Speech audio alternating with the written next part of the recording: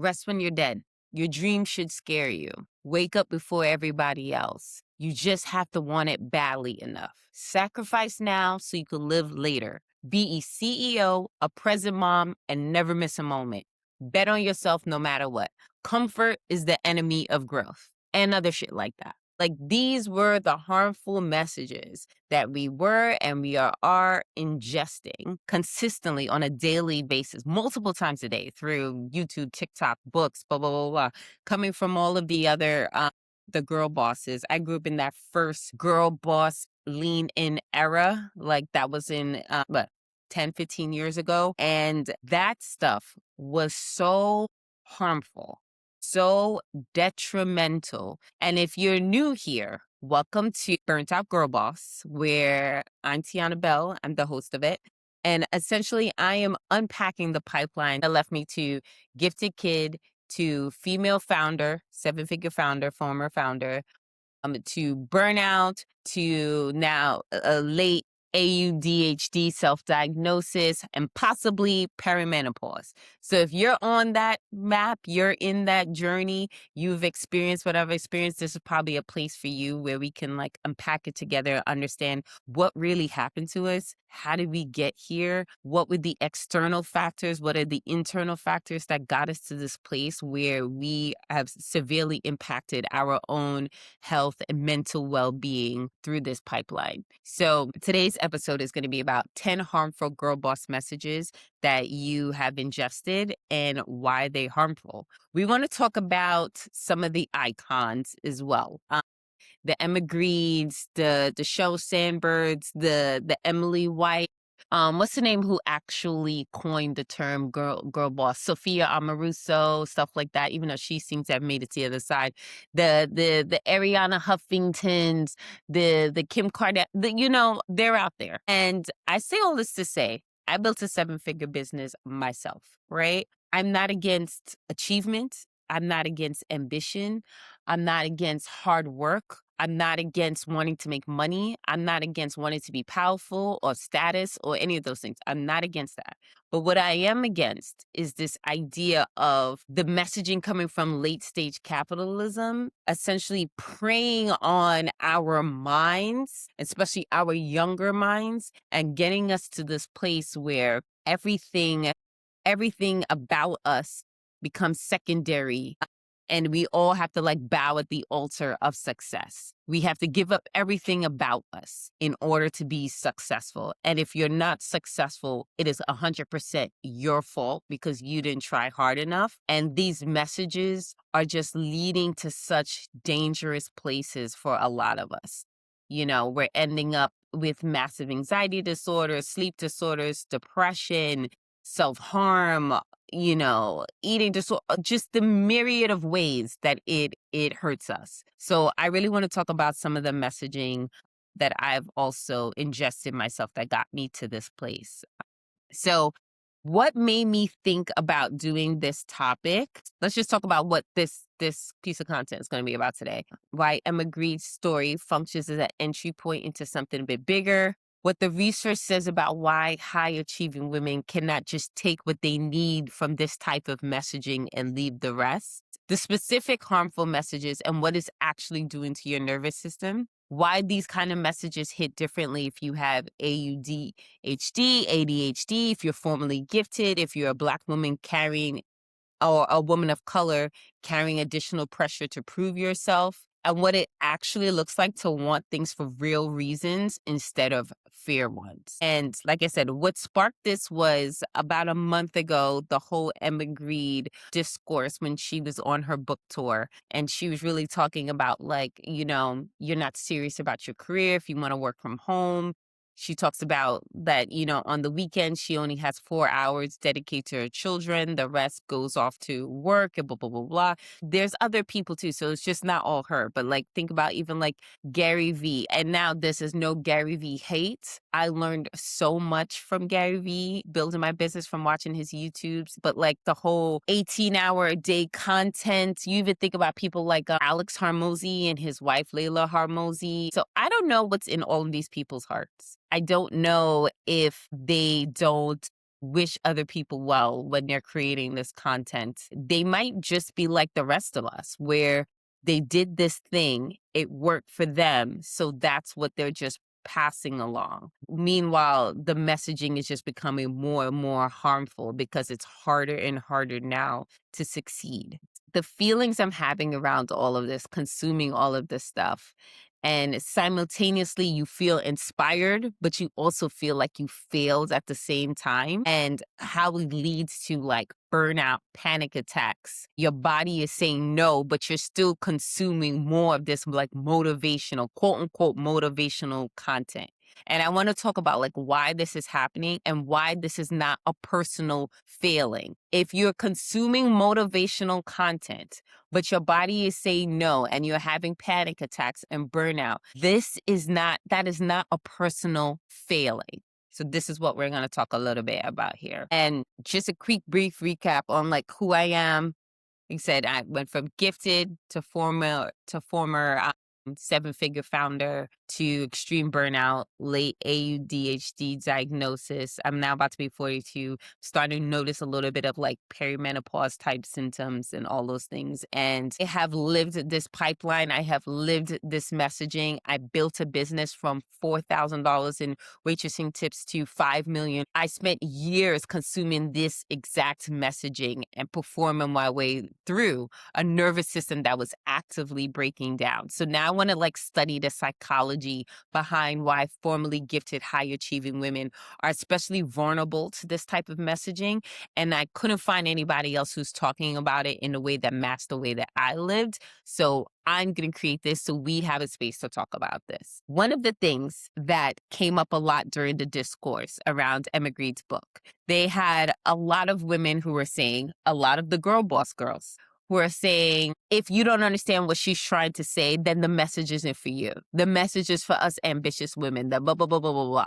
And my pushback was, and my proof, my receipts was, I also did the 7 figures. So I'm not one of those, I'm not someone who is a quote unquote lazy person. So I can still have a voice in this particular topic. And the whole idea of, well, just take a little bit of what she's saying, and if you don't like the rest, leave the rest.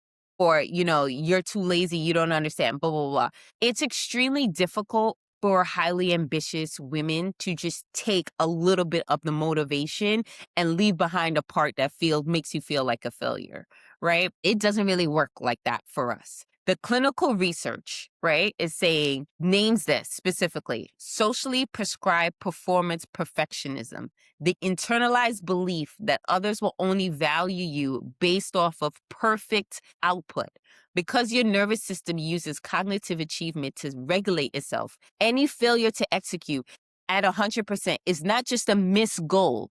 The research says it triggers a massive identity threat. Now, I don't know how many of you resonate with that. That really resonates with me. When I can't achieve things, I can't accomplish things, it really has an impact on self-identity and my self-esteem. When I was younger, I wouldn't even do things that I knew I wouldn't be good at. I just would opt out of it because I just really only wanted to do the things that would bring me praise because that was the only way I ever felt good about myself. The research also describes this as an addiction to validation. Your brain is not filtering hustle content the way a regulated nervous system would. Your perfectionism is functioning as what the research calls a 20-ton shield to protect you from the shame of feeling inadequate. You cannot simply just leave behind the bones because your brain has been wired to consume all of it and demand more for yourself. It is not a discipline problem, it's a neurobiological problem. So when you hear messaging about don't sleep, hustle till you drop, and then push more, you can't do some of it and go, I did my best, and, I know they mean well, but, I did the part that I can do and I'm good to go from here and I accomplished something. No, what you hear is the people who are successful say I should be able to hit this point, and I believe so much in myself. Not only should I hit that point, I should push past further than this. And if I can't do that, I'm a loser. I'm a failure. I don't deserve what I got. If anything bad happened to me, that's what I deserve because I should have tried harder. I should be more. I do deserve more. That's the information. That's what's coming through to your brain. That's what I had to realize. And this hits differently if you're formally gifted because clinical psychology identifies a pattern called parenting, and I'm going to butcher this. There's just some words I just can't say. Parentification. There we go. Where a child takes on adult emotional responsibilities and becomes the family hero whose competence holds things together. We have to sit on this one. So I had a little mentee B last week, and one of the things I was talking to my mom about through my tears was that I feel like not only did I fail myself by, now being in this place of like burnout recovery and I'm not currently building something. Well, now I'm starting to build this burnout girl boss, but I hadn't been building something. And I just feel like not only have I let myself down, I've let my child down, I've let my mom down, I let my brother and sister down. I was supposed to be the one. I'm the one, right? Growing up in my family, I was the one. And you're probably the one. If this content is attracting you, you're probably the one. And you know what I'm talking about when I'm talking about the one, right? And being the one the weight is so heavy. It's so heavy.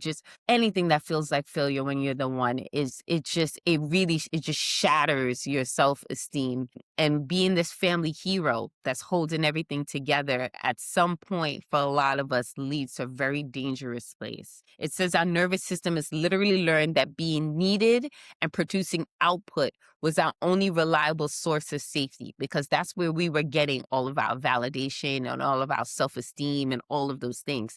So as a result, we developed what the research is calling a false self, a highly capable, impressive identity that earns love through performance rather than simply existing. And if you have a lot of issues outside of work, but in the men that you date, you probably know a little bit more about this as well. I definitely do. You didn't choose to be a girl boss. The research says you were operating from a motivational architecture driven by the fear of failure and your need for approval rather than genuine intrinsic interest. So this stuff was wired into us from childhood, from being the gifted one, from being the family hero, for being the one.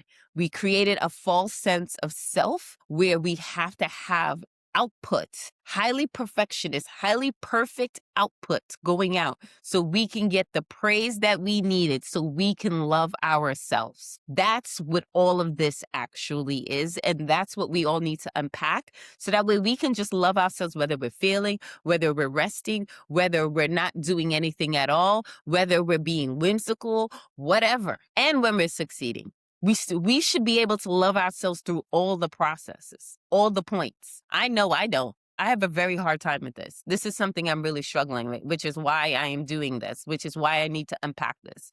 And I know it's not just me. And it says why this will hit, why the motivational content hits differently if you have ADHD. So standard resilience and hustle advice assumes a neurotypical baseline. So if you're not neurotypical, you're already coming at it from a different place. For neurodivergent individuals, the research is clear. The advice doesn't just fail, it actively compounds harm by reinforcing a narrative of personal inadequacy, right?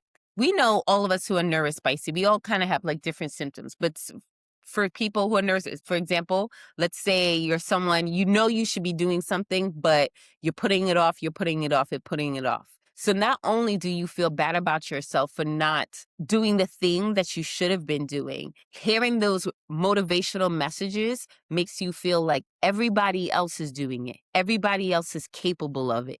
You are inadequate. You are a failure. And the reason why is because this is the baseline here and you should at least be operating at that baseline. However, the whole time when you're neurodivergent, we don't have the same baseline as neurotypical people in the first place. It is completely ignoring the immense cognitive load required for people like us to mask and perform in high pressure environments. So not only do we have to, be ambitious, be successful, do all the things, execute, blah, blah, blah. On top of that, we're also masking on top of that. So we have this extra layer of masking and trying to still be successful. This is what the research is calling an exhaustion cycle that standard motivational advice cannot fix. You were already running a masking operation underneath everything you built, and then the hustle content told you to add more on top of that. Baby, this sounds like a recipe for burnout and failure. I've only started finding out this information within the last year. Some of it I've been able to take in. Some of it I've been able to help rewire my brain and stop feeling like a constant failure all of the time. Some of it I'm still working. I'm still a work in process with trying to take this stuff in. But we need to unpack this stuff because this is what's wrong here. Oof. Now hear this. What the motivational messaging does differently to you if you're a Black woman. There's an additional layer here that doesn't get named enough. Black women carry what the research calls the superwoman schema. I never heard this before I started doing this research, but I've lived this. And if you're a Black woman, I'm sure you've lived this too. The internalized pressure to be strong, self-sacrificing, and never show weakness in need. Another term for this would be called the strong Black woman. You know, growing up, we were all like strong Black woman. In the last year or two, I have been rejecting that as much as I can. I was like, ooh, that is propaganda to keep me out here by myself, trying to figure everything out by myself while I am breaking down. I am no longer a strong woman. I want to be fragile. I want to be soft as possible. I need help. Send all of the help. Black women carry what they call the superwoman schema, and the schema already exists before you consume a single piece of hustle content. So when Emma Greedy is saying these type of things, or any of these other women or men are saying these type of motivational pieces of content, it gets packaged as inspiration for other Black women, and it lands on top of already existing pressure. The message now becomes, she did it, so now you have no excuse. It's very much pull yourselves up by your bootstraps, right? The research calls this weathering, the biological erosion of the body under chronic stress, and documents that it disproportionately affects Black women. I also saw that they said half of Black women are dying from, and don't fully quote me on this because I don't have this written here in my research. I just remember reading it, so I might be wrong. But it said half of Black women die from heart-related disease, and the heart-related disease is coming from chronic stress. The superwoman schema is killing us. My God. Our exhaustion is not a character flaw. It's a documented physiological, that's another word I can't, response to compounded pressure. I feel trembly even just reading all of this because I have all of these things. I'm a Black woman, AUDHD, formerly gifted. Did you hear the level of things here that are happening inside of our brain? If you carry this stuff, parentification, where you're the family hero, where your nervous system, you have to be needed and produce an output to feel safe. Then the other one with AUDHD, where you constantly are battling personal inadequacies and you're masking in high pressure environments. So you're living through an exhaustion cycle of what everybody else is going through, plus on top of that masking. And then if you're a Black woman, the superwoman schema on top of that. So the internalized pressure to be strong and self-sacrificing and never show weakness. And then you're existing under weathering, the biological erosion of the body through chronic stress, day in and day out. This is what we're doing day in and day out. No wonder we are having breakdowns. No wonder we are having burnouts. I need to be better to myself. Just even taking in this information right now and listening to myself talk to you, because I'm unpacking this in real time. I'm talking to you. I'm doing this. Might as well be a diary at this point. Woo! So with that being said, let's go through some of the messaging and what the research is showing behind the messaging, why that piece of messaging is harmful. 1, sleep is for the weak. The research documents that chronic sleep deprivation directly impairs executive function, emotional regulation, and decision-making. For a AUD nervous system that's already working harder than a neurotypical one to get through a standard day, this is not optimization advice, it is harm. What it actually produces is a dysregulated nervous system that interprets normal setbacks as catastrophic threats. You need sleep. Without sleep, your nervous system is failing. And those of us that already are neurospicy, we already are working harder throughout the day with our masking. So if you don't have sleep, you are more prone to failure and burnout. Sleep is important. Next one, outwork everyone in the room. This assumes that everyone in the room started from the same place, right? So if we all started from the same place, then just by working harder, by sheer part of working harder, I can get there faster. I can get further than everybody else. This does not take into account access to capital, networks, resources, institutional support, your family structure, the investments in your own education. It doesn't account for any of that. And especially when you come down to like women of color, Black female founders, we're all disproportionately bootstrapping, outworking everyone in the room when you're already carrying generational pressure. Masking your neurodivergence and absorbing systematic barriers is not a strategy. It is how you collapse. We have to be more strategic than just outworking everyone in the room. I remember that the motivational clip I was watching, I used to ingest David Goggins' motivation.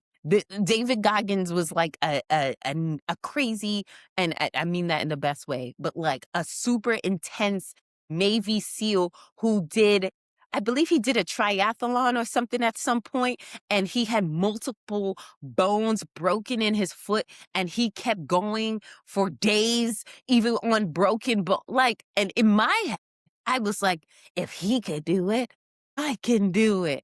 What? No. Here's another one. Your why has to be bigger than your excuses. For a formerly gifted woman with RSD, and how many of you got RSD? If you got RSD, talk to me about it, because the RSD is the worst. Oh my God, I fight my RSD daily. A lot of people who are neurospicy do suffer with RSD, and essentially is you're just perceiving rejection as threats, and they could be perceived rejection. They're not even, a lot of times they're not even rejections that happen yet, but they just feel like threats. And the research shows that women with rejection sensitive dysphoria already interpret their own needs as failures. Calling exhaustion as an excuse confirms what their nervous system already believes, that needing rest is weakness. What it actually produces is deeper suppression of the body signals until those signals become impossible to ignore. So all of the things that are telling you to stop, and you like, that's an excuse. I'm sick. That's an excuse. I'm tired. That's an excuse. You know, I need rest. I can't focus. All of that is excuse. Push past it, push past it, push past it. Apparently what you're doing when you do that too much is you're suppressing your body signals, and those excuses are just going to get louder and louder till it gets dangerous. Here we go. Nobody is coming to save you. Technically true, it says, and I do agree, but it's also weaponized. For women who have developed a false self because of their authentic needs were never met in childhood, this message lands as confirmation that asking for help is dangerous. The research frames isolation as one of the primary drivers of neurospicy burnout. What it actually produces is high-achieving women who white-knuckle through collapse alone because they've been told that needing support is the same as being weak. So you're constantly pushing through. I got to do this, and I'm going to do it. I'm going to do it by myself. Dangerous. Here's another one.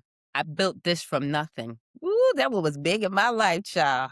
The research documents what Emma Green and most hustle gurus don't mention is that teams, resources, infrastructure, and support systems is what's actually making their lifestyle possible, right? All of the, oh, well, come into the office and blah, blah, blah. She got 4 kids, and I think them kids is 6 and under, 8 and under. The biggest one, it looks small. You can't work like that unless you have a support system, paid or unpaid. And some of us don't have either. You know, so selling this individual grind while operating with a significant structural support is not inspiring for the rest of us. It's a distorted mirror. It's the whole social media effect. When you're looking at someone else's highlight reel and you're not seeing all of the things that are going wrong. When you look at some of these people who are like, they have 10 businesses and all these passive income streams and what does the entire system look like? So for women of color and female founders and stuff like that, and we're bootstrapping and we don't have access to the same resources. The comparison is not motivating, it's gaslighting.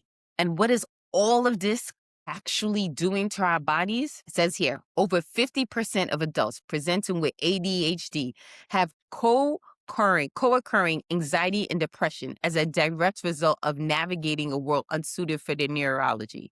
The research documents what they call allostatic overload, the cumulative biological cost of chronic stress on the body. So I guess that's also like the weathering. This includes accelerated cellular aging through increased risk of heart disease, autoimmune conditions, and hypertension.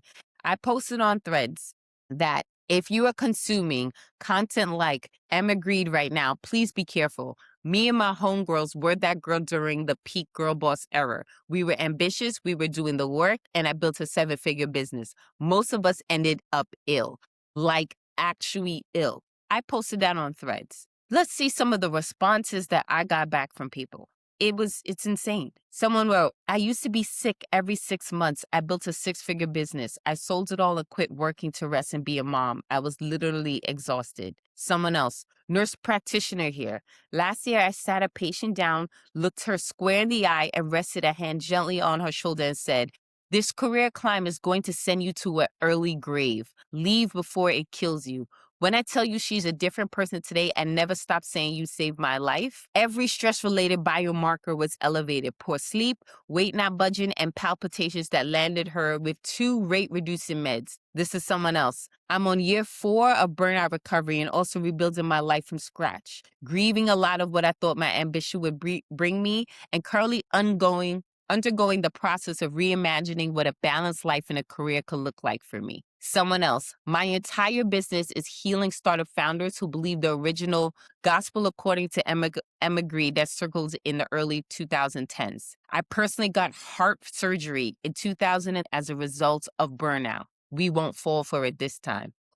Here's someone else. This is so real. I just had my gallbladder taken out and I'm still recovering from burnout as well. Take care of yourself, please. Gosh. Someone else. I'm still in a functional freeze nearly 4 years later. Haven't made one single post on my business Instagram. I can't bring myself to. Burnt completely out. It made me a homeowner and a multi-business owner, but came with a slew of self-issues. And here's this. Some of us are barely getting out of the burnout. I'm on year 6 and finally seeing normalcy again. Burnout is no joke. Someone else, 6 autoimmune disorders, exclamation. That's all she said. This is someone else. Our paths were different, but I also ended up sick. I spent the last 10 years in tech startups. My job was to help those companies scale really fast, and I was accountable for generating millions of dollars each quarter.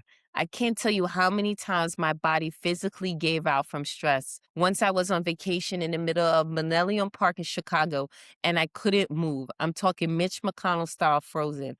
My brain could not get my body to move any limb for like 20 minutes. I ended up what started as a scare ended up being a hilarious memory. But yeah, never again to rainmaking, recovering from burnout as we speak. Now, if you want to see more of those conversations, you can go into my Threads. It's under my name, Tiana Bell AI. And you can like read them yourself. But to say all of that, like, babes, it's real. It's real. The impact of this messaging, the impact of burnout is so real. So we're getting close to wrapping up now, and just giving a little bit of like food for thought. As I said, I am on this journey with you, so I do not have resolutions. My goal with this is to bring conversations to the surface so we can talk about it, or maybe you can hear something that can shift your perspective and maybe even save your life, right? So the research says that the goal is to not stop being ambitious, is to change the motivation underneath the ambition. Healing means reaching a point where you access your excellence from genuine, authentic choice rather than compulsive fear. The research describes developing an internal compass, validating yourself based off of whether your actions align with your actual values rather than when they impress others, okay? And that rest is not a prize, you earn for sufficient output. The research frames it as fundamental biologically necessary. Let's all repeat that together again. Rest is not a prize you earn.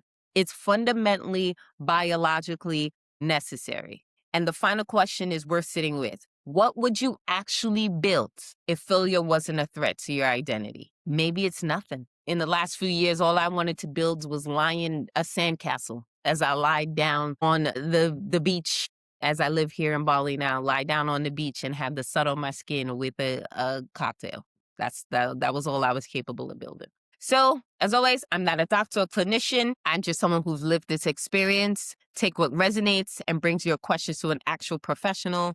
And please do not use any of my videos or podcasts as a substitute for clinical support. I am building a space for women who are in this conversation and don't have anywhere else to talk about this. The link is in the bio and it will let you know when it's ready. So, talk soon.